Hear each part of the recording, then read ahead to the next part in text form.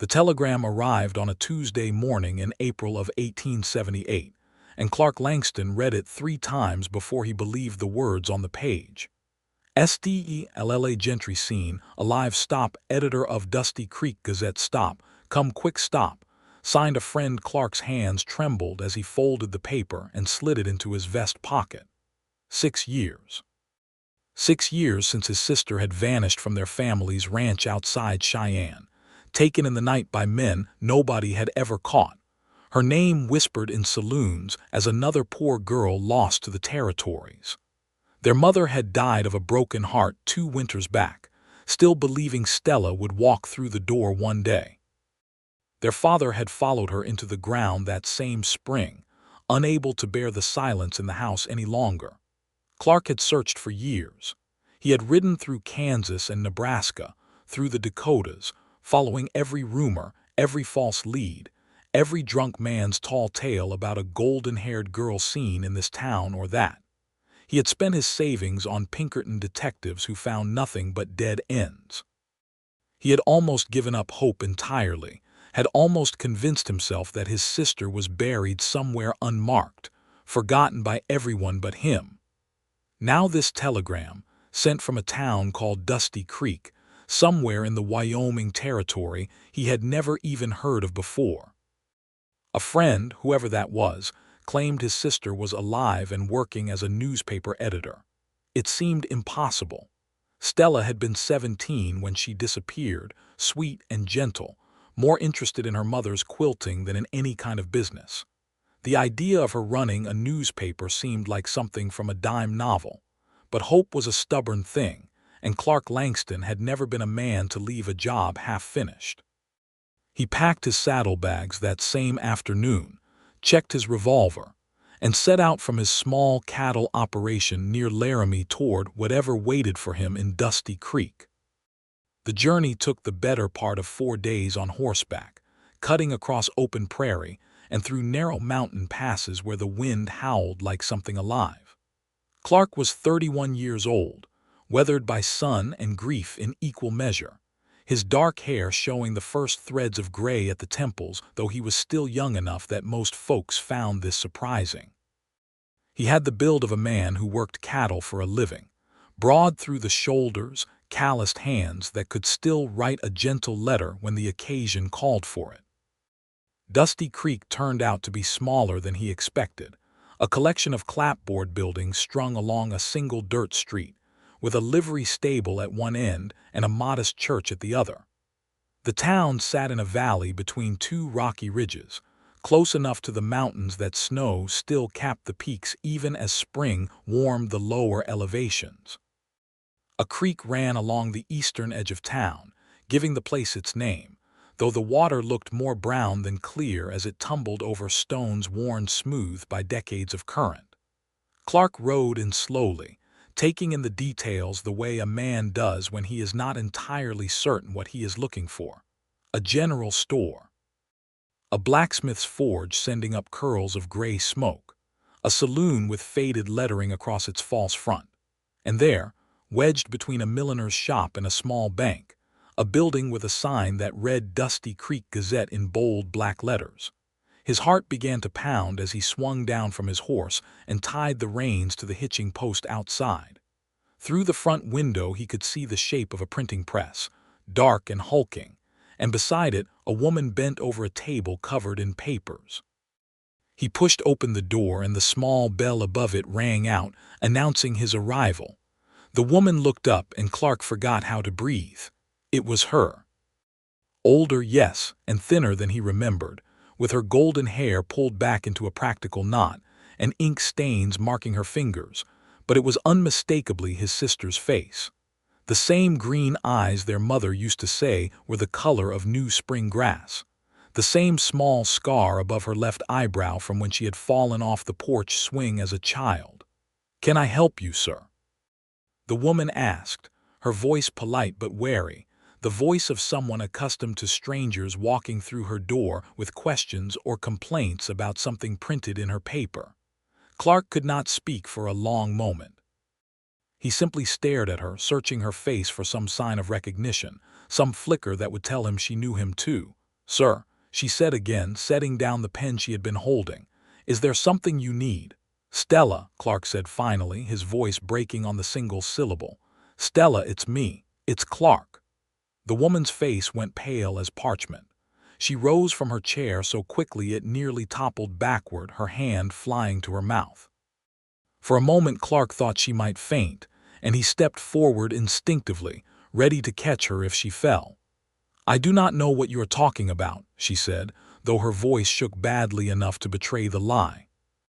"My name is Sarah Whitfield. I run this newspaper. I think you have mistaken me for someone else." "Stella," Clark said again, softer this time, taking another step closer. "I would know your face anywhere. I have looked for you for 6 years. Mother searched until the day she died. Father followed her not long after, still asking about you in his last breaths. Please, do not tell me I have come all this way to be told I am wrong."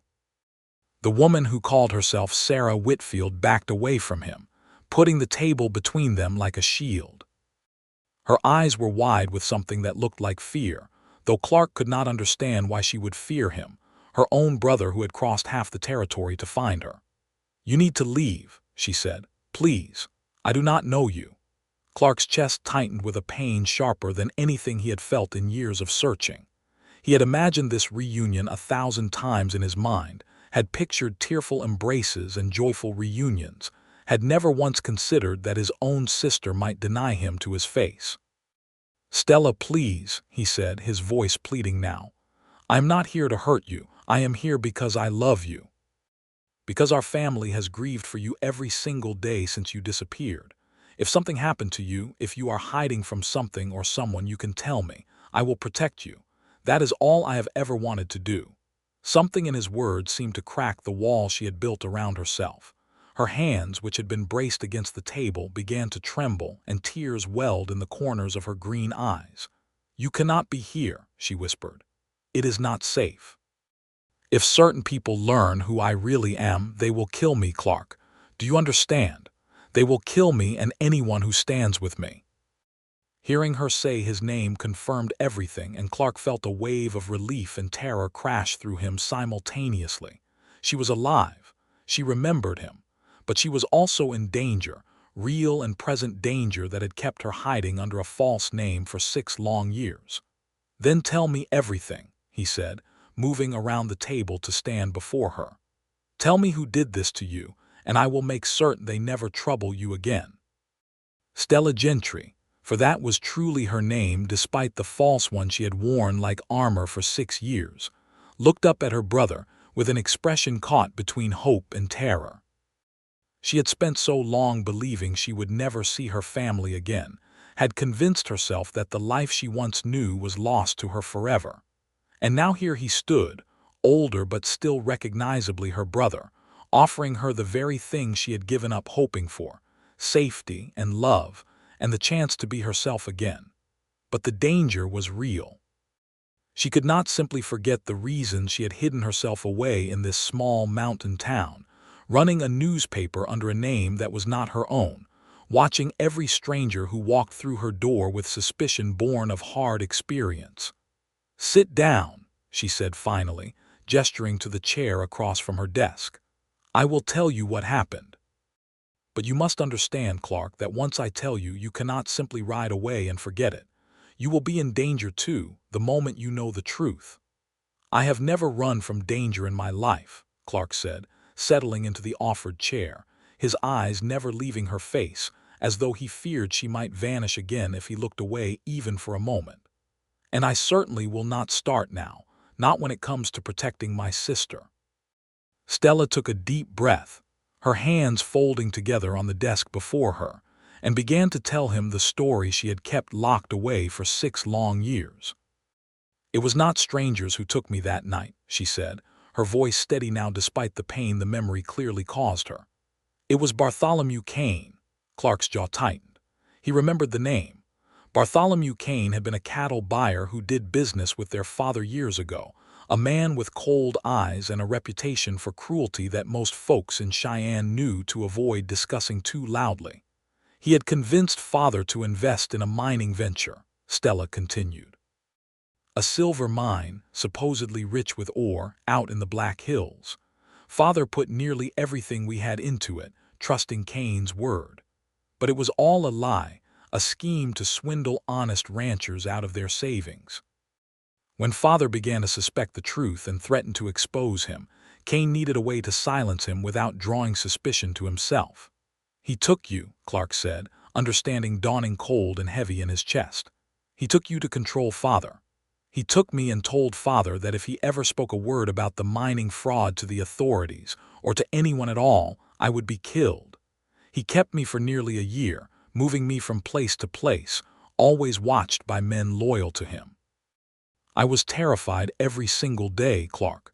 I thought I would never see any of you again. Tears now fell freely down her cheeks, and Clark reached across the desk to take her hands in his own, offering what comfort he could through simple touch. Eventually, I managed to escape, she went on. One of Cain's men, a young fellow named Ezra who had grown uneasy with what Cain was doing, helped me slip away in the night while we were passing through Montana territory. He gave me a little money and a false name to travel under, and told me never to use my real name again if I wanted to stay alive. I made my way south, eventually landing here in Dusty Creek, where I found work at the newspaper. When the previous editor, old Mr. Whitfield, passed away 2 years ago with no family to inherit the paper, I took over the operation and kept his surname as part of my disguise. And Cain? Clark asked, his voice hard now, all the gentleness of moments before replaced by cold anger. Is he still out there, still free? He has grown even more powerful, Stella said. He controls half the cattle trade in this territory now, along with several mining operations, some of them just as fraudulent as the one that started all this. He has men everywhere, Clark, informants and hired guns both. If he learns that Stella Gentry is alive and running a newspaper that could expose his crimes, he will not hesitate to have me killed, and likely you as well for finding me. Clark sat back in his chair, processing everything his sister had just revealed. The scope of the danger was greater than he had imagined when he first read that telegram 3 days ago. This was not simply a matter of reuniting with lost family. This was a matter of confronting a powerful and dangerous man who had already proven he would go to terrible lengths to protect his secrets. Who sent me the telegram? Clark asked suddenly, remembering the message that had started this entire journey. You said Ezra helped you escape, but you also said no one here knows your true identity. Stella's expression flickered with something like guilt. There is one other person who knows. My assistant here at the paper, a woman named Nettie Brooks. She has been loyal and discreet, but she must have somehow learned enough about my past to send for you. I never told her your name directly, only that I had a brother somewhere who might still be searching for me. As if summoned by the mention of her name, the back door of the newspaper office opened, and a stout woman in her 50s with graying hair and sharp, intelligent eyes stepped through, carrying a stack of freshly printed papers. Well, Nettie Brooks said, taking in the scene before her with evident satisfaction, it looks like my telegram found its mark after all. I am glad to see you finally came, Mr. Langston. I have been waiting a long while to see this reunion happen. You sent it, Clark said, rising from his chair. How did you know? How did you find out who she really was, and how did you know how to reach me? I have my ways, Nettie said with a small, knowing smile. I have lived in this territory a long time, young man, and I hear things others might miss. I recognized the fear in Sarah's eyes whenever certain topics came up, the way she flinched at mentions of the mining trade or the Cain name. It did not take much digging to learn there had been a Gentry girl gone missing from Cheyenne some years back, and that her description matched close enough to make me curious. As for finding you, well, a letter to the county recorder's office in Cheyenne asking about surviving family members of a missing girl named Stella Gentry pointed me toward a rancher near Laramie who fit the description well enough. Clark shook his head in amazement at the woman's resourcefulness. I owe you a great debt, Mrs. Brooks. You have given me back my sister. Do not thank me yet, Nettie said, her expression turning serious. Bringing you here was only the first step. Now we have to figure out how to keep you both alive, and perhaps, if fortune favors us, how to finally bring that snake Bartholomew Kane to justice for what he has done. The three of them sat together in the small newspaper office as the afternoon light began to slant golden through the front windows, discussing what might be done. Stella explained more about the current state of affairs in the territory, how Kane's influence had grown to the point where even the local sheriff seemed reluctant to cross him, whether from fear or from being paid to look the other way, she could not say for certain. "I have been gathering information," Stella admitted, quietly, carefully. Documents about the fraudulent mining claims, testimonies from ranchers who lost money in his schemes, records of land he acquired through questionable means. I have been waiting for the right moment, the right amount of evidence, before I dare publish anything that might expose him. I did not want to risk everything before I was certain the story would stick. And now that I am here, Clark said, perhaps that moment has come. Two of us fighting for the truth is stronger than one alone, especially if we have documented proof of his crimes. Stella looked at her brother with an expression that mixed hope with deep worry. It could also mean two of us dead instead of one, Clark. Kane does not forgive those who threaten his empire. I have heard stories of men who crossed him disappearing entirely, their bodies never found. I could not bear it if something happened to you after all these years apart, especially not when we have only just found each other again. I did not survive 6 years of searching only to run from danger now that I have found you, Clark said firmly. We will be careful, Stella. We will be smart about this.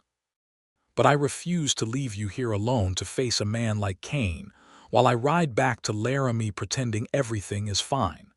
Nettie Brooks nodded approvingly at this display of resolve. Good. Because I think it is time you both met someone else who has been helping build the case against Kane, someone whose own family suffered greatly at that man's hands. She led them out of the newspaper office and down the dusty main street of the town, past the general store where a few townsfolk nodded politely, past the saloon where a piano player practiced a mournful tune despite the early hour.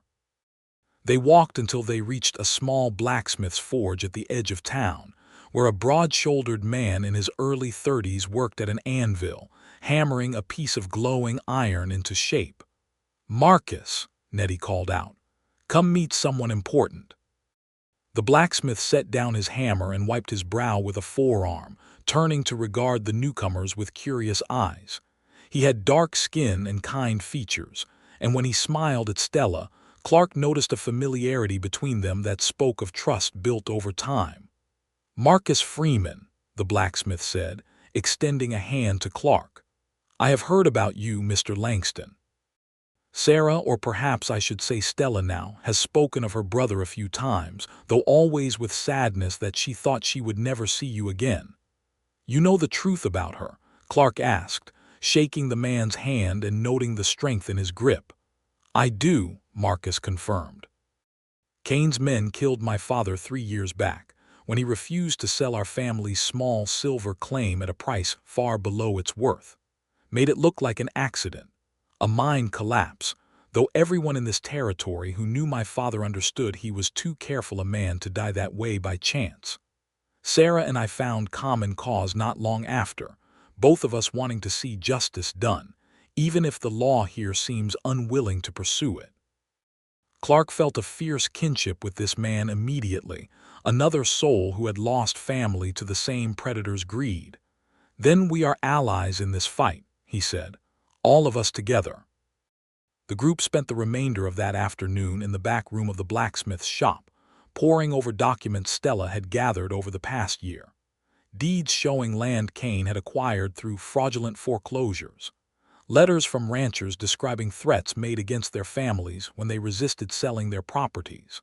A ledger, obtained through means Stella declined to fully explain, that detailed payments made to certain officials in exchange for their silence and cooperation. "This is enough to bring federal attention," Clark said, studying the ledger with growing excitement.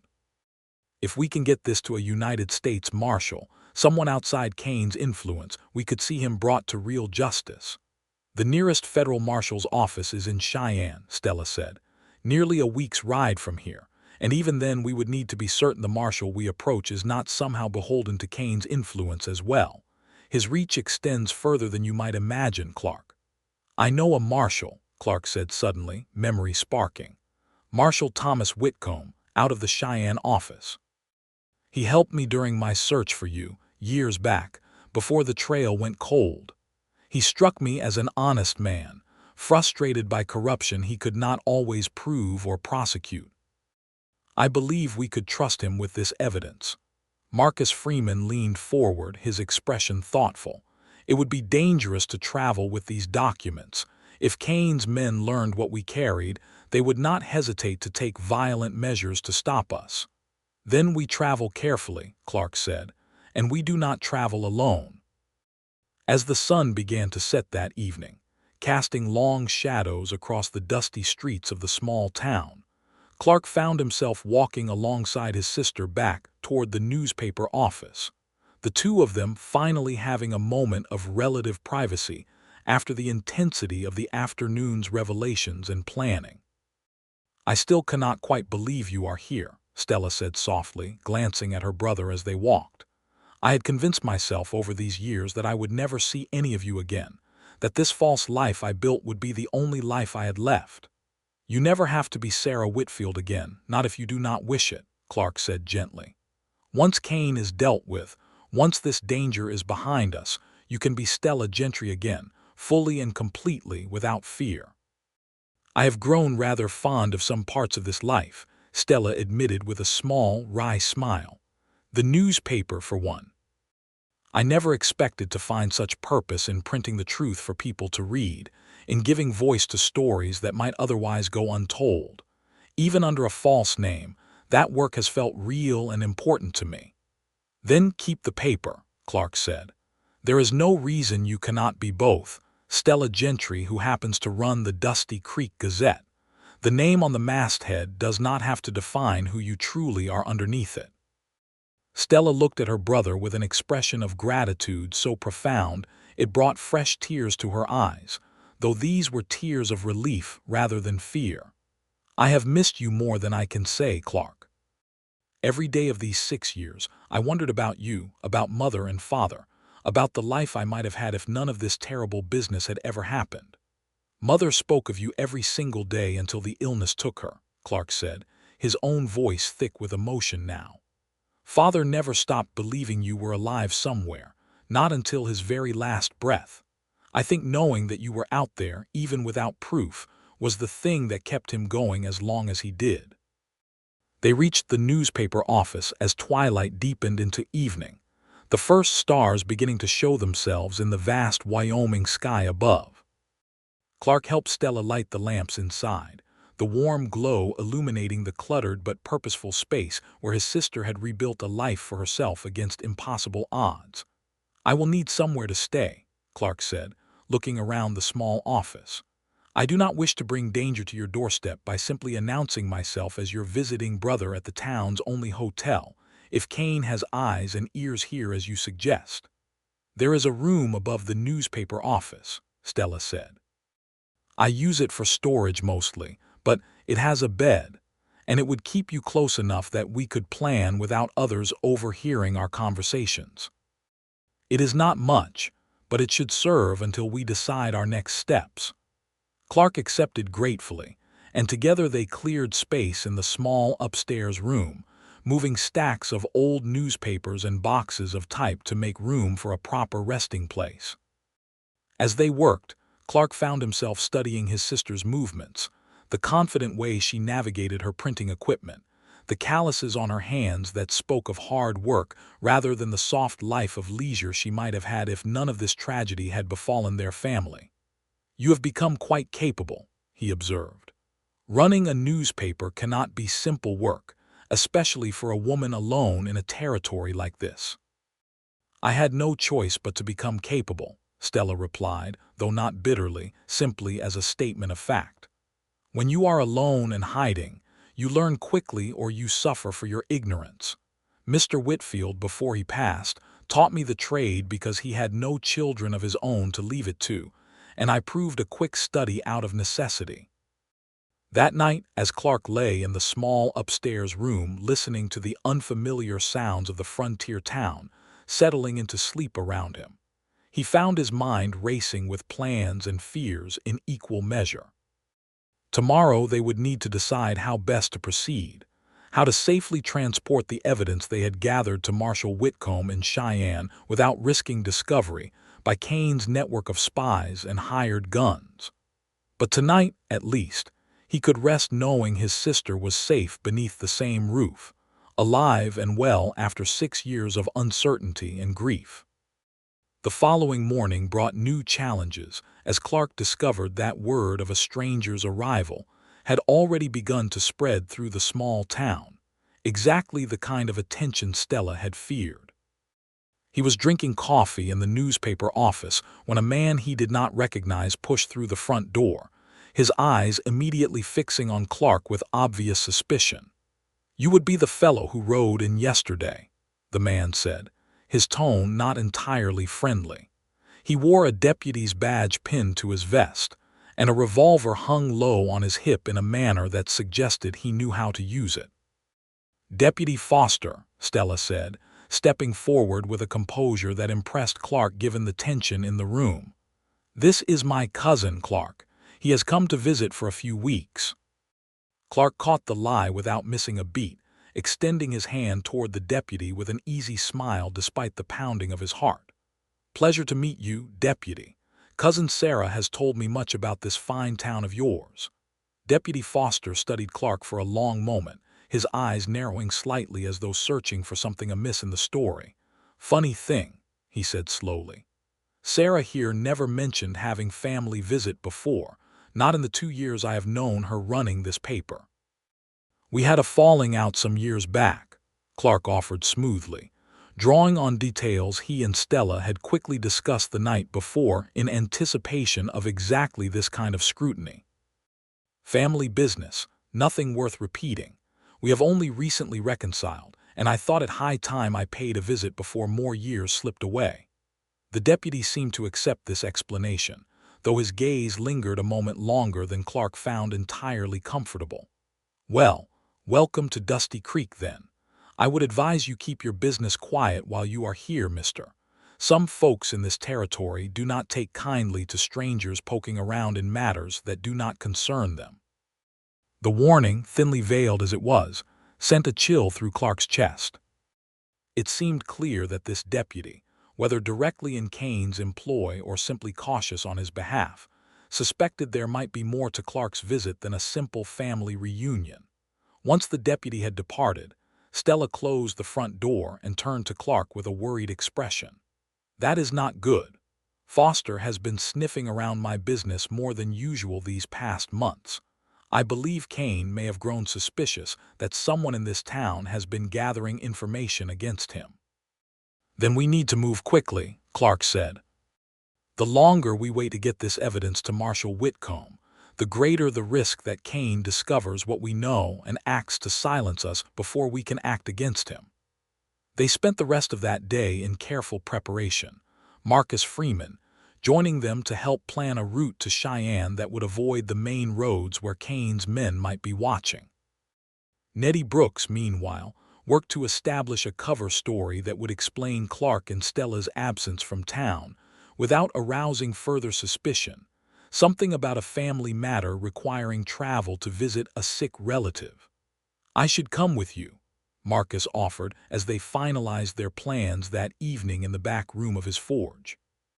2 men traveling with a woman would draw less suspicion than a brother and sister alone, and I know these mountain trails better than most, having hunted them since I was a boy. Clark appreciated the offer but hesitated. "Your forge, though, who would tend it while you are away, and would your absence not itself raise questions given how connected you are to this town?" "My apprentice can manage simple repairs for a few days," Marcus said.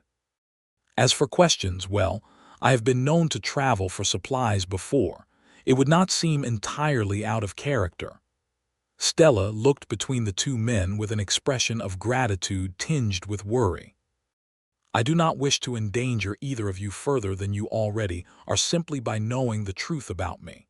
But I would be lying if I said I would not feel safer with both of you at my side on this journey. They decided to depart before dawn the next morning, when the town would still be sleeping and their absence would be least noticed. Stella packed the crucial documents into a false bottom she had built into an old traveling trunk, disguising the evidence beneath ordinary clothing and personal effects that would not raise suspicion if the trunk were searched by curious eyes along the way. That night, unable to sleep with the weight of tomorrow's dangerous journey pressing on his mind, Clark found himself walking through the quiet streets of Dusty Creek beneath a canopy of brilliant stars, more numerous and clearer than he ever recalled seeing back near Laramie. He was surprised to find Stella already outside, sitting on a small bench behind the newspaper office, looking up at the same star-filled sky. "Cannot sleep either?" he asked, settling beside her on the bench. "Too much on my mind," she admitted. 6 years of hiding, and tomorrow I finally take the first real step toward reclaiming my life, toward seeing justice done for what was taken from our family. It feels both wonderful and terrifying at once. "We will get through this together," Clark said, placing a reassuring hand on her shoulder. "I did not spend 6 years searching for you only to lose you now that I have found you again." Stella leaned her head against her brother's shoulder, and for a while they simply sat together in comfortable silence, watching the stars wheel slowly overhead, two siblings reunited against terrible odds, drawing strength from each other's presence as they prepared to face whatever dangers tomorrow might bring. The journey toward Cheyenne began exactly as planned. The three of them, Clark, Stella, and Marcus, slipping out of Dusty Creek in the gray hour before dawn when the town still slumbered beneath a blanket of mountain mist.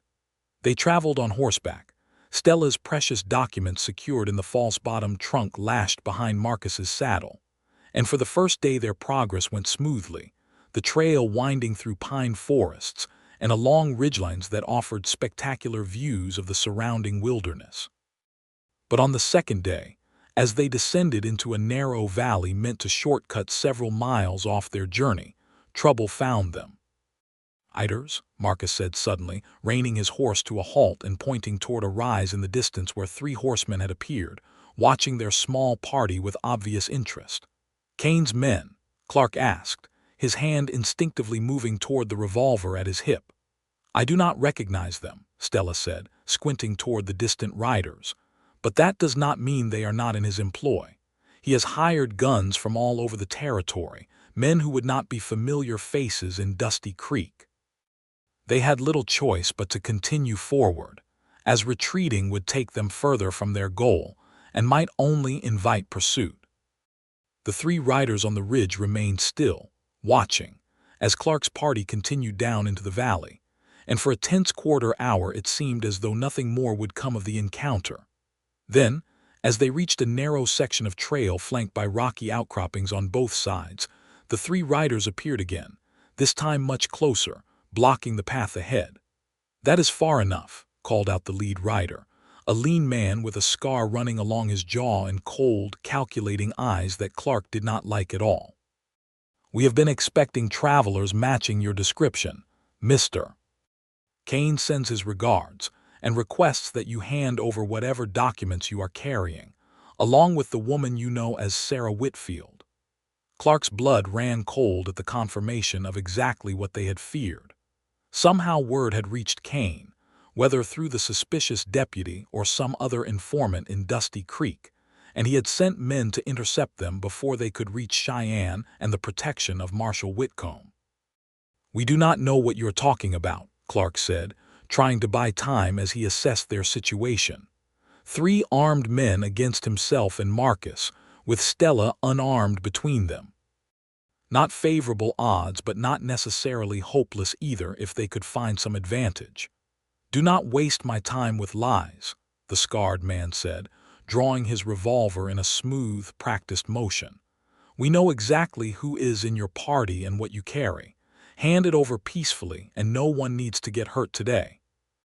Marcus's hand moved slowly toward his own weapon, but Clark caught his eye and gave a subtle shake of his head, recognizing that drawing against 3 men already prepared for violence would likely end badly for their side. Instead, he raised his hand slightly, a gesture of apparent surrender designed to buy precious moments. "All right," Clark said. "We do not want trouble. Let us just talk about this reasonably." As he spoke, he noticed Stella's hand moving with agonizing slowness toward something hidden in the folds of her riding skirt. He had no idea what she might have concealed there, but he trusted his sister's instincts enough to continue his diversion. "There is nothing to talk about," the scarred man said, urging his horse forward a few steps. "Either you hand over the trunk or we take it from your cold, dead hands.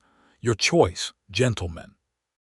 In that moment, Stella's hand emerged from her skirt holding a small Derringer pistol, and she fired without hesitation directly at the lead rider's horse, the shot striking the animal in the flank and causing it to rear violently, throwing its rider to the ground in a tangle of limbs and dust. The sudden chaos gave Clark and Marcus the opening they needed. Clark's revolver was in his hand almost before he consciously decided to draw it, and he fired a warning shot that sent the second rider's horse bolting sideways in panic. Marcus, meanwhile, had drawn his own weapon and was exchanging fire with the third man, both shots missing their marks but succeeding in creating enough confusion that the attacker's organized assault fell into disarray. "Ride!" Clark shouted, spurring his own horse forward past the fallen leader who was struggling to rise from the dirt where he had landed. Stella and Marcus needed no further encouragement, and the 3 of them galloped through the narrow pass, leaving their would-be attackers scrambling to recover their mounts and composure behind them. They did not stop riding until they had put several miles between themselves and the ambush site, finally slowing their exhausted horses to a walk as they crested a hill overlooking a wide, empty valley with no sign of pursuit visible behind them. "That was too close," Marcus said, breathing hard from the exertion and the lingering adrenaline of the encounter. "If they catch up to us again, we may not be so fortunate a second time." "We need to alter our route," Clark said, studying the terrain around them with new urgency. "If Kane knew enough to send men after us on this particular trail, he may have others watching different paths as well. We cannot risk continuing along any predictable route toward Cheyenne."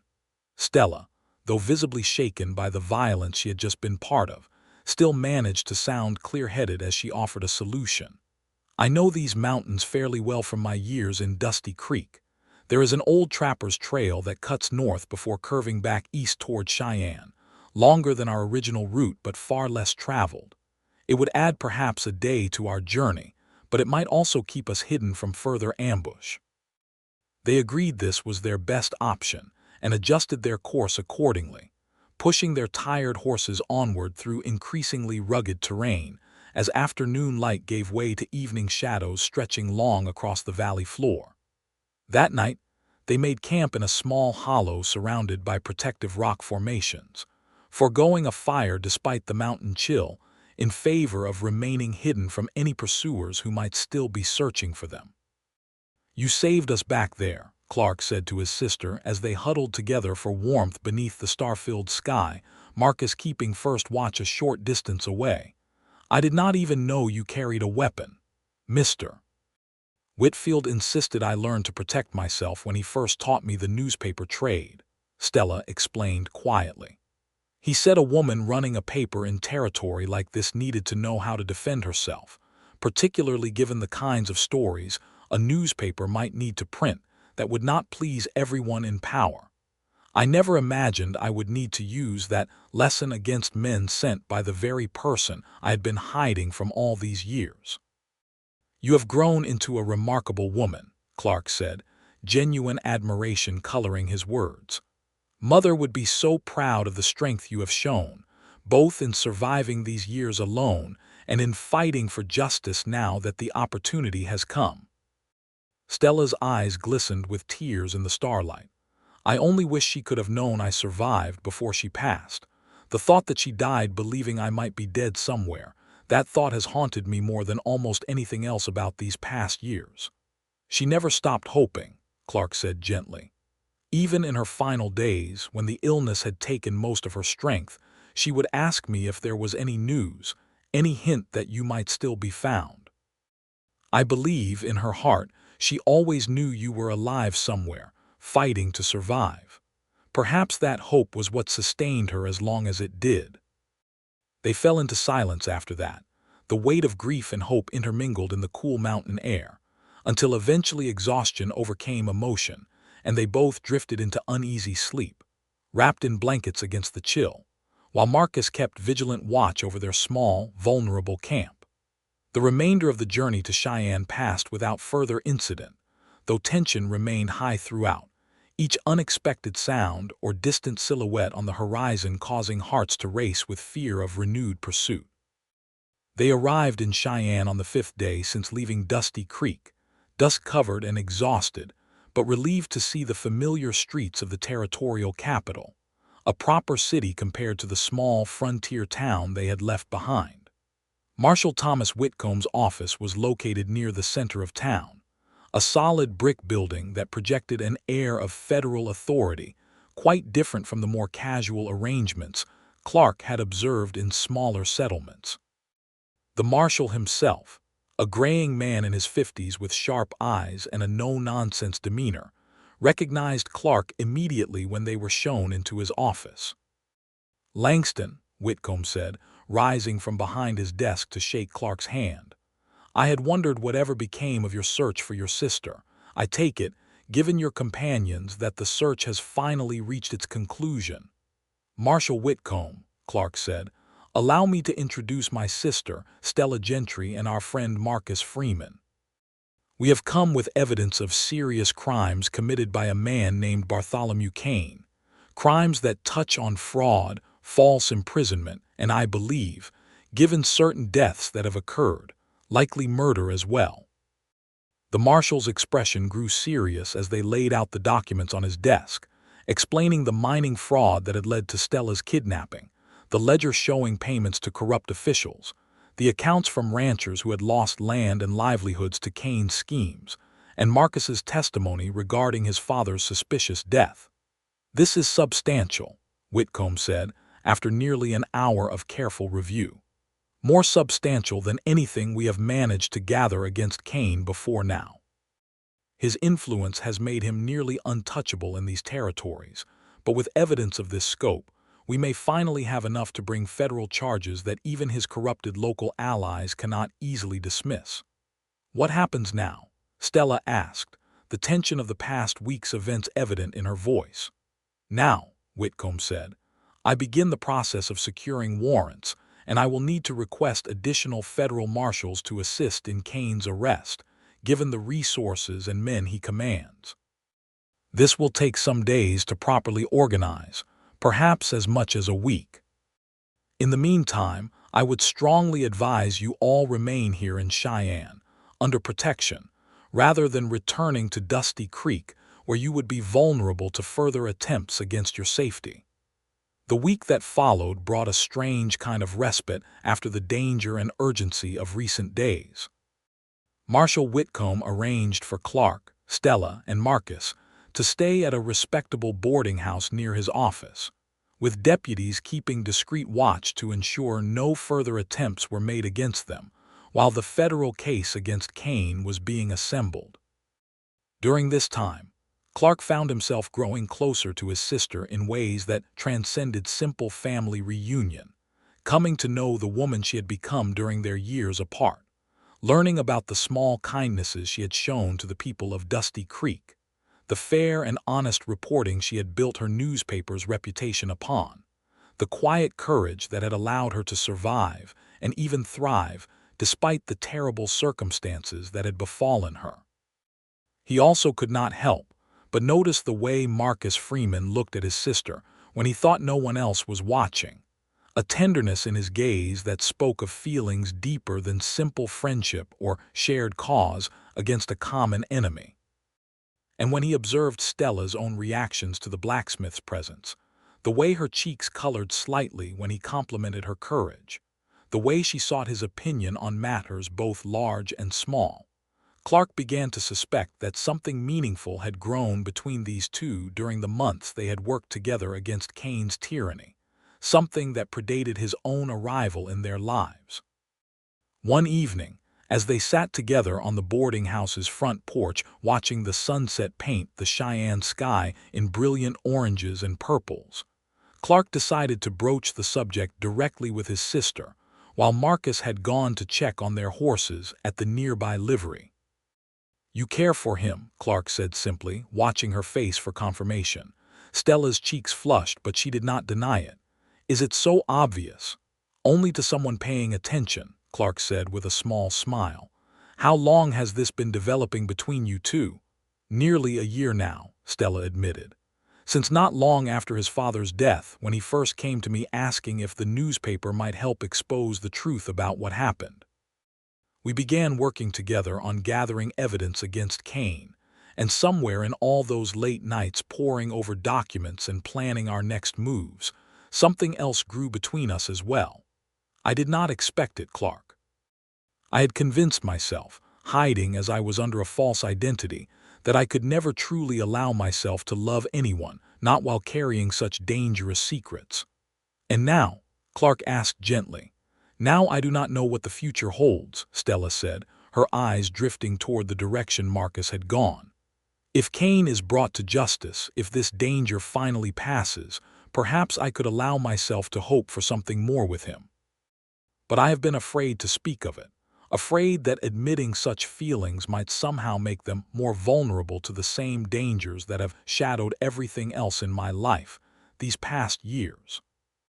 "Stella," Clark said, taking his sister's hand in his own, "you have spent 6 years denying yourself the fullness of life out of necessary caution and survival. But that time is coming to an end now, one way or another.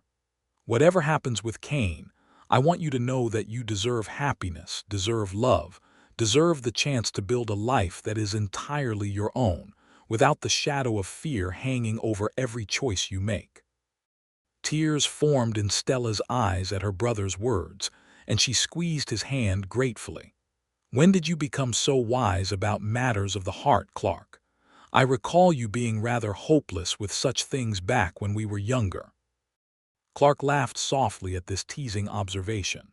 "Perhaps searching for you these past 6 years taught me something about what truly matters in life. Watching mother and father grieve, watching how the uncertainty of not knowing slowly wore away at their happiness, it made me understand that we cannot let fear prevent us from embracing love when we find it. Life is simply too uncertain, too precious, to waste on hesitation."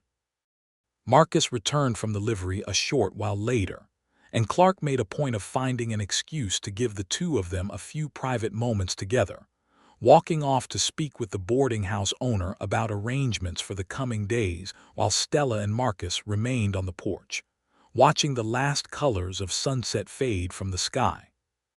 What passed between them during those private moments, Clark never asked directly, though he noticed afterward a new lightness in his sister's demeanor, a softness in the glances she exchanged with Marcus that suggested whatever words had been spoken had brought clarity and comfort to feelings long held in careful check.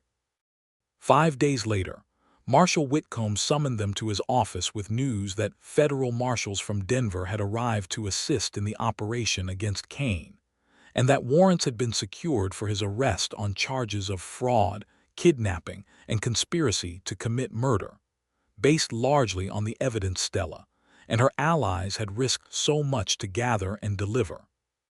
"We will move on his primary residence tomorrow at dawn," Whitcomb explained, spreading a map across his desk showing the location of Kane's main ranch, some 20 miles outside Cheyenne. "I would ask that you 3 remain here in the city during the operation, given the very real danger involved in confronting a man of Kane's resources and desperation." Clark felt a fierce urge to be present when justice finally caught up with the man who had destroyed so much of his family's happiness, but he also recognized the wisdom in the marshal's caution. This was federal business now, properly organized and executed by trained lawmen, and his own involvement beyond providing the initial evidence would only complicate matters further. "We understand," Clark said, though the words cost him some effort to speak. "We will wait for news of the outcome." That night proved to be one of the longest of Clark's life, sleep nearly impossible, as he imagined various scenarios of how the following day's confrontation with Kane might unfold. He found Stella similarly unable to rest, and they sat together in the boarding house's small common room through much of the night, speaking softly of memories from their childhood, of hopes for what might come after this ordeal finally concluded, of the family they had lost, and the new family in the form of Marcus and Nettie Brooks in the town of Dusty Creek itself, that Stella had found in her years of hiding. Dawn came at last, and with it, the agonizing wait for news. Marcus joined them shortly after sunrise, having spent the night at the livery ensuring their horses were rested, and ready should they need to travel quickly depending on how events unfolded. Together, the three of them waited through the long morning hours, attempting to distract themselves with small tasks, conversations that trailed off into anxious silence, walks around the boarding house's small garden that did little to ease the tension building within them. It was nearly noon when a young deputy arrived at the boarding house, breathless from riding hard, bearing news from the marshal's operation. "Kane is in custody," the deputy reported, and Clark felt a wave of relief wash through him so profound it nearly brought him to his knees. There was some resistance from his hired men, a brief exchange of gunfire, but no serious injuries on either side. "Marshal Whitcomb has him secured and will be bringing him back to Cheyenne for formal processing this afternoon." "And his men?" Marcus asked. "Those who worked for him, who carried out his violence?" "Several were arrested alongside him," the deputy confirmed. "Others fled when they realized the operation was federal in scope and could not be simply bought off or intimidated the way local authorities apparently could be in the past." The relief that flooded through Clark, Stella, and Marcus at this news was almost overwhelming. 6 years of fear, and hiding finally reaching their culmination in Kane's capture and impending prosecution. Stella wept openly, tears of joy and release rather than the fear that had characterized so much of her emotional life since that terrible night she had been taken from her family's ranch. "It is over," she said, again and again, as though needing to convince herself of the reality of these words. "It is truly over." The subsequent weeks brought a flurry of legal proceedings as federal prosecutors built their case against Bartholomew Kane, utilizing the extensive evidence Stella and her allies had gathered to construct an airtight prosecution. Clark, Stella, and Marcus all provided testimony during preliminary hearings, describing in detail the crimes Kane had committed and the suffering he had caused to their families and to countless others throughout the territory who had fallen victim to his fraudulent schemes and violent methods of maintaining control. Kane, faced with overwhelming evidence and the testimony of multiple credible witnesses, eventually accepted a plea arrangement that spared the territory a lengthy and costly trial, while still ensuring he would spend the remainder of his natural life in federal prison, his vast criminal enterprise dismantled, and his ill-gotten wealth seized, and where possible, returned to those he had defrauded.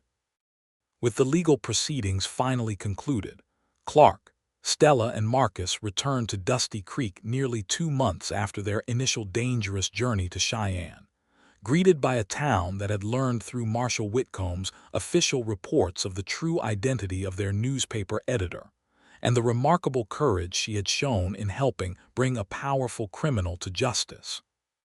Rather than the fear Stella had once harbored about her true identity being revealed, she found instead an outpouring of support and admiration from the townsfolk of Dusty Creek, many of whom had themselves suffered in smaller ways from Kane's corrupting influence over the territory's economy and governance.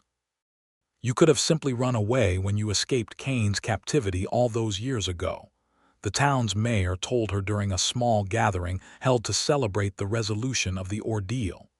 "Instead, you built a life here, gave voice to truth through your newspaper, and ultimately risked everything to see justice finally served. This town owes you a debt of gratitude that we shall not soon forget."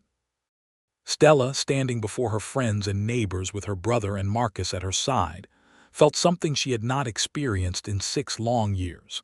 A sense of belonging that was not built on deception, but on the genuine respect and affection of a community that had come to know and value her, first as Sarah Whitfield, and now, with full knowledge of her true story, as Stella Gentry, a woman of remarkable courage and integrity. "I could not have done any of this alone," Stella said in response, her eyes moving between her brother and Marcus with evident love and gratitude. "I owe everything to the people who stood beside me when it mattered most, who risked their own safety to help me reclaim mine." In the weeks that followed their return to Dusty Creek, life began to settle into a new rhythm, one no longer shadowed by fear or the need for constant vigilance against discovery. Stella continued running the Dusty Creek Gazette, though now under her true name, the masthead updated to read simply Stella Gentry, editor, a small but significant declaration of the freedom she had finally achieved. Clark, finding himself reluctant to return to his ranch near Laramie now that he had rediscovered his sister and the community she had built for herself, began exploring the possibility of relocating his cattle operation closer to Dusty Creek, a decision that would allow him to remain close to Stella while still pursuing his own livelihood. "There is good grazing land not far from town," he mentioned to Stella one evening as they shared supper in the small apartment above the newspaper office that had become their shared living space. "I have been speaking with some of the local ranchers about the possibility of establishing myself in this area permanently." "You would leave your operation near Laramie entirely?" Stella asked, though her tone suggested she would welcome such a decision. "I have spent 6 years building that ranch alone, with only the hope of finding you to sustain me through the loneliest of times," Clark said. "Now that I have found you, I see no reason to remain separated by distance when I could instead build something new, closer to the sister I thought I had lost forever." The decision, once made, brought Clark a satisfaction he had not anticipated, a sense of putting down new roots that felt entirely different from the solitary existence he had maintained during his years of searching. He purchased a modest parcel of land just outside Dusty Creek, close enough to town that he could visit Stella regularly, yet sufficient in size to establish a proper cattle operation that would provide for his future. As for Marcus and Stella, the relationship that had grown between them during their shared struggle against Cain's tyranny continued to deepen once the danger that had shadowed their courtship finally lifted. Clark watched with quiet satisfaction as his sister's happiness bloomed in ways that spoke of a heart finally free to love, without the constant specter of fear coloring every emotion and decision.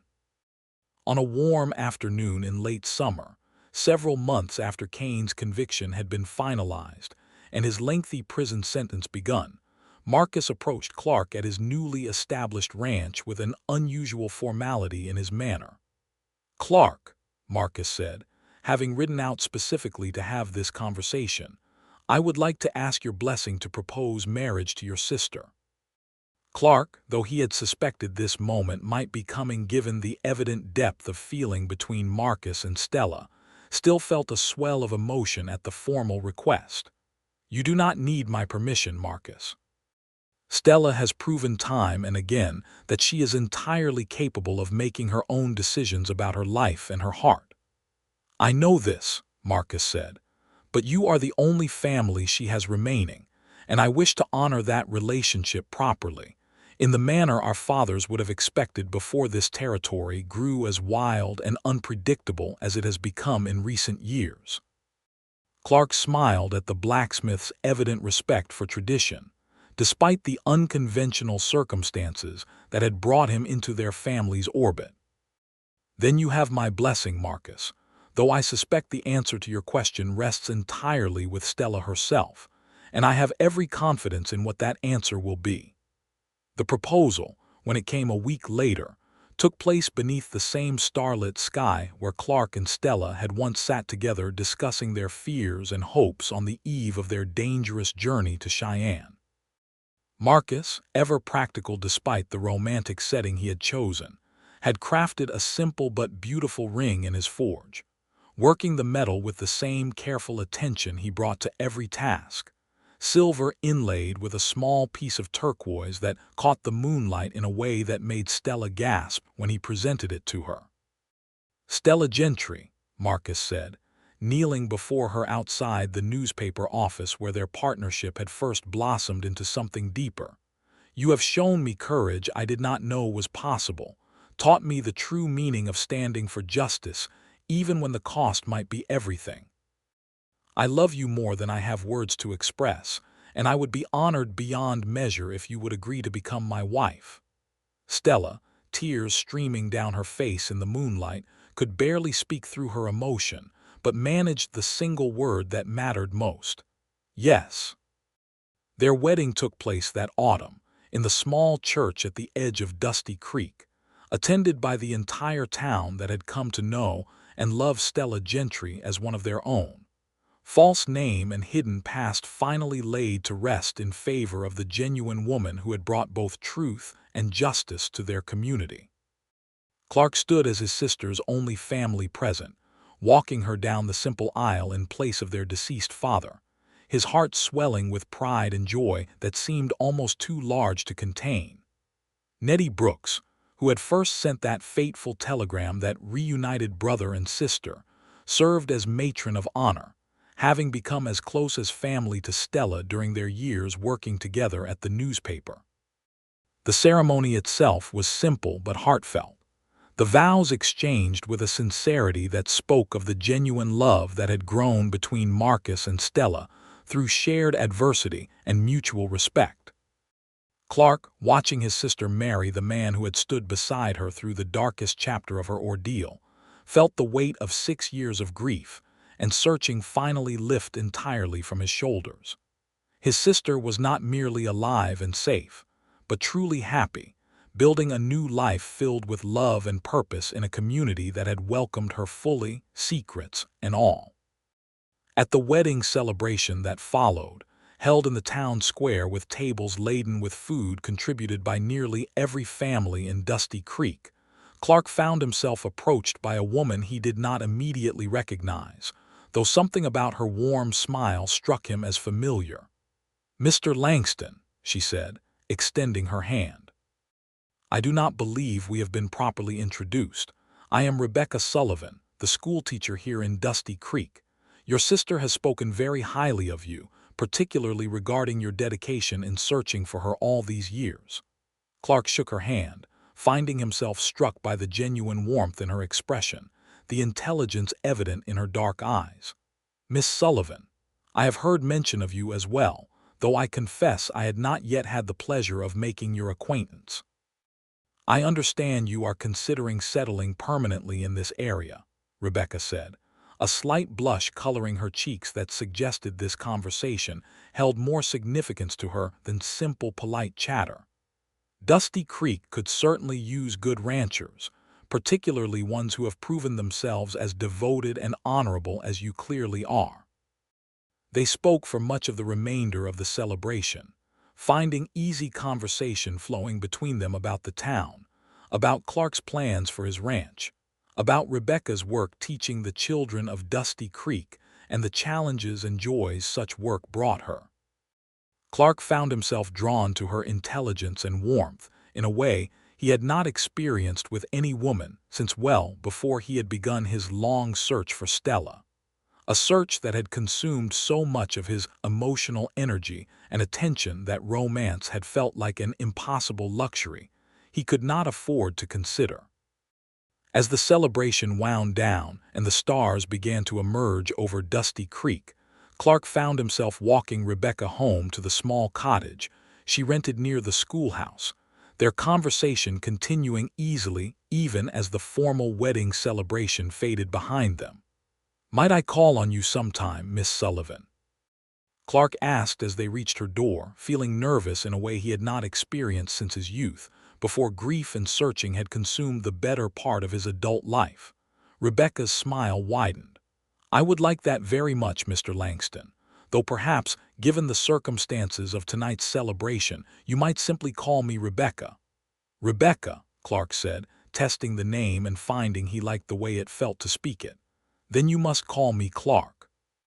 Their courtship, once begun, progressed with a natural ease that surprised Clark given how unprepared he had felt for the possibility of new love entering his life. Rebecca proved to be a woman of remarkable intelligence and compassion, dedicated to her students, but also possessing a sharp wit that matched well with Clark's own sensibilities, and a genuine interest in the ranch he was establishing that went beyond mere politeness. Over the following months, as autumn gave way to winter and Clark's ranch began to take proper shape with cattle purchased and grazing land established, his relationship with Rebecca deepened steadily, built on shared meals, long conversations, and the growing recognition that they complemented each other in ways that felt both comfortable and exciting. Stella settled now into married life with Marcus while continuing to run her beloved newspaper, watched her brother's blossoming romance with evident delight.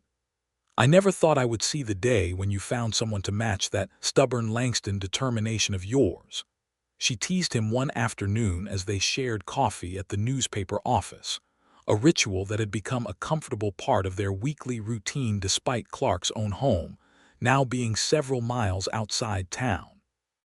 "Rebecca is unlike anyone I have known before," Clark admitted. "She challenges me, makes me think about things differently than I might have considered on my own. And she loves this territory, this frontier life, in a way that suggests she would make an excellent partner for building something lasting here." "Have you spoken to her about marriage?"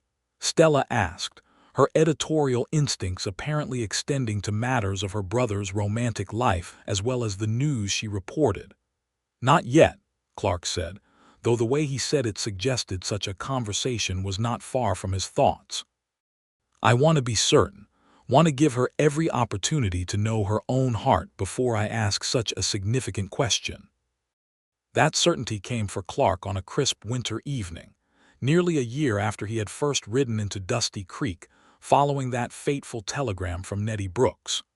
Snow had fallen lightly that day, covering the mountains and the valley alike in a pristine white blanket that seemed to Clark like a fitting symbol of new beginnings, of old griefs finally settled and new joys ready to be embraced. He had invited Rebecca to his ranch for supper that evening, having prepared, with considerable effort given his limited culinary skills, a meal he hoped would prove adequate for the significance of the occasion. As they finished eating and sat together near the fireplace, the warmth of the flames casting flickering shadows across the simple but comfortable room, Clark found the words he had been rehearsing for days finally coming to him with unexpected ease. "Rebecca," he said, taking her hand in his, "these past months with you have shown me a kind of happiness I had given up hoping for during those long years searching for my sister. I love you, truly and completely, and I would be honored beyond measure if you would agree to become my wife." Rebecca's eyes filled with tears of joy as she accepted his proposal, and their engagement was announced the following Sunday at church, greeted with warm congratulations from the townsfolk who had watched their courtship develop with evident approval and delight. Their wedding took place the following spring, timed to coincide with the first blooming of wildflowers across the valley surrounding Dusty Creek, a season of new life and growth that seemed particularly appropriate for the fresh start Clark and Rebecca were building together. Stella served as matron of honor for her brother's wedding, just as she had been at her own ceremony months before, the circle of family and love that had once seemed so tragically broken now fully restored and even expanded through these new bonds of matrimony. Marcus and Stella, meanwhile, had welcomed their first child that same spring, a healthy baby boy they named Thomas, in honor of Marshal Whitcomb, whose intervention had proven so crucial in bringing Cain to justice. Clark found himself filled with an uncle's pride watching his nephew grow, the newest member of a family that had endured such trials to finally find lasting peace and happiness. The Dusty Creek Gazette continued to flourish under Stella's editorship, her reputation for honest, thorough reporting drawing attention from throughout the territory, occasionally even prompting requests from other newspapers seeking her insight on matters of territorial politics and justice. She used this growing influence carefully, always mindful of the responsibility that came with commanding public attention, dedicating much of her paper's coverage to advocating for fair treatment of ranchers and settlers, who might otherwise fall victim to the kind of exploitation that had nearly destroyed her own life and family. Clark's ranch, meanwhile, prospered steadily under his careful management, the cattle operation growing year by year as he applied the same determination that had once driven his search for Stella toward building a stable and successful future for his new family.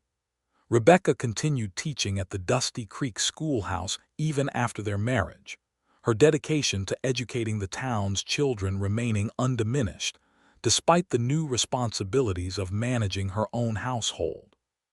2 years after their wedding, Clark and Rebecca welcomed their own first child, a daughter they named Grace, in honor of the grace that had brought them together against such improbable odds. The infant girl had her mother's dark eyes and her father's stubborn Langston chin, and Clark found himself understanding, for the first time truly, the depth of love and protective devotion his own parents must have felt for him and Stella, a devotion that had sustained their mother's hope through years of uncertainty about her missing daughter's fate. As the years continued to unfold, Dusty Creek itself grew and prospered, benefiting from the removal of Cain's corrupting influence and the fair, honest governance that emerged in the aftermath of his conviction. New businesses opened along the main street. The town's population grew as word spread of the fair opportunities available for those willing to work hard in this corner of the Wyoming territory.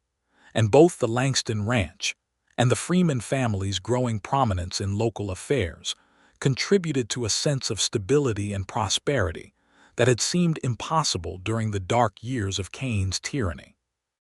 Nettie Brooks, whose crucial intervention had first reunited Clark with his sister, remained a beloved figure in the community, eventually retiring from her work at the newspaper to spend her remaining years enjoying the fruits of the justice and happiness she had helped make possible. She never married herself, having devoted much of her life to supporting others in their own paths toward love and fulfillment. But she found deep satisfaction in watching the families she had helped bring together flourish across subsequent years, often remarking to anyone who would listen about the remarkable chain of events her single telegram had set into motion. 5 years after that fateful reunion in the newspaper office, Clark found himself standing once again beneath the vast Wyoming sky, this time watching his own children play in the yard of his prosperous ranch, alongside their cousin Thomas and his younger sister Mary, born to Marcus and Stella 2 years after their firstborn son. The sight of these children, born from love that had triumphed over tragedy and danger, filled Clark with a profound sense of completion, of circles finally closed and wounds finally healed.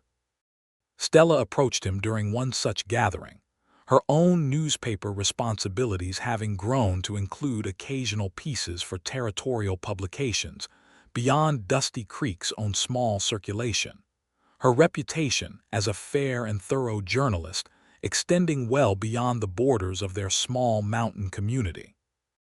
"Do you ever think about how different our lives might have been?" she asked her brother, watching their combined children play together in the golden afternoon light. "If that terrible night with Cain had never happened? If I had simply grown up on the family ranch near Cheyenne, married some local rancher's son, never known the fear and hardship that shaped who I eventually became?" Clark considered this question seriously, understanding it deserved genuine reflection rather than a dismissive answer. "I think about it sometimes," he admitted. "I wonder if we would be as strong, as appreciative of what we have now, without having endured what we endured to reach this point. I do not wish that suffering upon you, Stella, not for a single moment. But I also cannot deny that the woman you became through that trial, the courage and integrity you developed, has made you remarkable in ways that perhaps a more comfortable life might never have revealed. And you, Stella said, watching her brother with the same appreciation and love that had characterized their relationship since that first tearful reunion 5 years prior. Your 6 years of searching, of refusing to give up hope even when logic might have suggested abandoning the quest, that persistence shaped you into a man capable of building the kind of family and future we now enjoy. Perhaps there is some strange wisdom in how our trials ultimately prepared us for the happiness we have found. Rebecca joined them at that moment, carrying young Grace on her hip, the toddler reaching immediately for her father's embrace with the easy confidence of a child who had never known anything but security and love.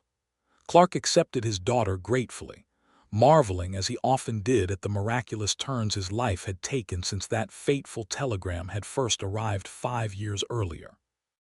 Marcus tells me the newspaper has received an inquiry from a publisher in Denver, Rebecca mentioned, settling beside Stella on the wooden bench that overlooked the ranch's main pasture.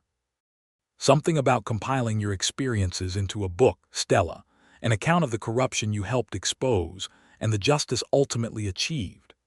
Stella's expression showed surprise at this news. I had not heard of such an inquiry, though I suppose our story might serve as a useful lesson to others facing similar corruption in their own territories. A demonstration that even powerful, seemingly untouchable men can be brought to justice when enough evidence and courage combine against them. You should write it, Clark encouraged his sister. Not simply as a warning to others, but as testament to what we overcame together, as a family, and what love, both familial and romantic, can accomplish even against the most terrible odds. The book, when Stella eventually did write it over the following winter, drew significant attention throughout the territory and beyond, offering readers a first-hand account of frontier corruption and the courageous efforts required to expose and defeat it. The proceeds from its publication, modest though they were compared to the fortunes some dime novelists achieved with more sensationalized frontier tales, provided welcome additional income for both the newspaper's continued operation and improvements to the town's small schoolhouse, where Rebecca continued teaching alongside her responsibilities as Clark's wife and mother to their growing family. By the time 10 years had passed since that fateful telegram first arrived at Clark's ranch near Laramie, Dusty Creek had transformed from the small, somewhat isolated frontier settlement it had been into a thriving town of considerable size and influence within the Wyoming territory, soon to achieve statehood along with the rest of the territory. The Dusty Creek Gazette had grown alongside the town, expanding its circulation and influence, while remaining true to the principles of honest, thorough journalism that Stella had established during her years, operating under the false identity that had once protected her from Cain's tyranny. Clark's ranch had similarly prospered, becoming one of the largest and most respected cattle operations in the region, known not only for the quality of its livestock, but for the fair treatment Clark extended to his employees, a philosophy he had developed partly in reaction to the exploitative practices that had characterized Cain's own business dealings before his downfall. The extended family that had grown from that original reunion, Clark and Rebecca with their now 3 children, Stella and Marcus with their own growing family that had expanded to include a 3rd child, a daughter named after the departed Nettie Brooks who had passed peacefully in her sleep some years earlier, gathered regularly for celebrations and ordinary Sunday dinners alike. The bonds between them having only strengthened through the years, since that initial dangerous journey to Cheyenne that had brought justice to their community and love into their individual lives. On the 10th anniversary of that fateful telegram's arrival, The extended Langston and Freeman families gathered at the newspaper office where it had all begun, the same building where Clark had first walked through the door to find his sister disguised under a false name, working diligently to build a life despite the terrible circumstances that had befallen her. 10 years, Stella marveled, looking around the office that had expanded considerably since those early days, now employing several assistants to help manage the growing responsibilities of publishing a newspaper of increasing regional importance. It hardly seems possible that so much time has passed since that morning you walked through this door. 10 years, Clark agreed, and yet it feels as though we have lived several lifetimes of experience within that span. From the terror of confronting Cain's men to the joy of watching our children grow, from the uncertainty of hiding under false identities to the security of the lives we have built here in Dusty Creek. Marcus, now a respected town elder despite his relative youth, having been elected to serve on the town council in recognition of both his business success and his role in helping expose Cain's corruption, raised a glass of cider in a toast. "Nettie Brooks," he said, whose wisdom and courage in sending that telegram set into motion everything good that has followed, and to the love that emerged from tragedy, proving that even the darkest circumstances can eventually give way to lasting happiness, if we have but the courage to fight for it. Rebecca raised her own glass in agreement, her eyes finding Clark's with the same warmth and love that had characterized their relationship since that first meeting at Stella's wedding celebration years earlier. "To family," she added, "both the family we are born into and the family we choose to build through love and commitment." As the toast concluded, and the celebration continued into the evening, with children playing in the street outside while adults shared memories and looked forward with confidence to whatever future challenges and joys awaited them, Clark found himself once again marveling at the remarkable journey that had brought him to this moment of profound contentment and love.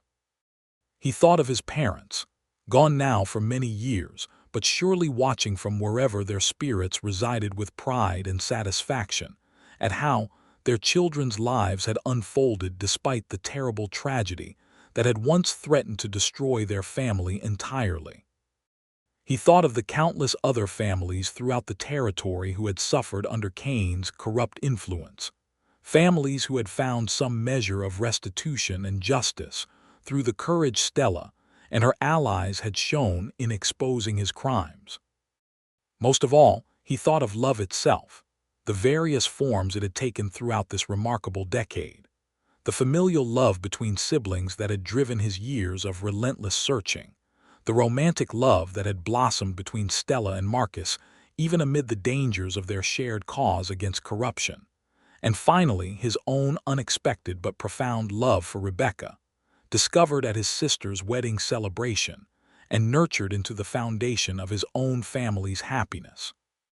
Standing in that newspaper office where his search had finally concluded a decade earlier, surrounded by family both born and chosen, Clark Langston felt a peace and gratitude that no words could fully capture. The little sister he had once feared lost forever had not only survived but had thrived, building a life of purpose and love that honored both the terrible trials she had endured and the boundless courage that had allowed her to emerge from those trials stronger and more remarkable than ever. And in finding her, he had also found his own path toward love and family, a path he could never have anticipated when he first read that fateful telegram announcing his sister might be alive and running the town's only newspaper under a false name. The Dusty Creek Gazette continued publishing for many decades beyond that 10th anniversary celebration, eventually passing into the hands of Thomas Freeman, Marcus and Stella's eldest son, who inherited both his mother's dedication to honest journalism and his father's steady, principled character. Stella herself lived to see her grandchildren grow, her final years spent surrounded by the family she had once feared she would never know again, her story of survival and justice becoming something of a local legend told to subsequent generations as an example of courage triumphing over corruption, and love conquering even the darkest circumstances that life might present. Clark and Rebecca's ranch similarly passed through generations, their children and grandchildren continuing to work the land Clark had first claimed in the aftermath of his reunion with his long-lost sister. The Langston name becoming as much a fixture of the Dusty Creek community as the Gentry and Freeman families whose intertwined histories had begun with that fateful telegram so many years before. In the end, the story of Stella Gentry, who had disappeared into terrible circumstances, only to rebuild her life under a false name while secretly working toward justice, and of Clark Langston, whose unwavering determination to find his missing sister ultimately led not only to her rescue, but to his own discovery of lasting love, became woven into the very fabric of Dusty Creek's history. A testament to the enduring power of family bonds and the courage required to fight for justice, even in the face of overwhelming danger. Their happiness, hard-won through years of separation, fear, and ultimately triumphant confrontation with the forces that had sought to destroy their family, stood as proof that even in the harsh and often unforgiving landscape of the American frontier, love could flourish, families could heal, and justice, though sometimes delayed, could ultimately prevail against even the most powerful and corrupt of adversaries.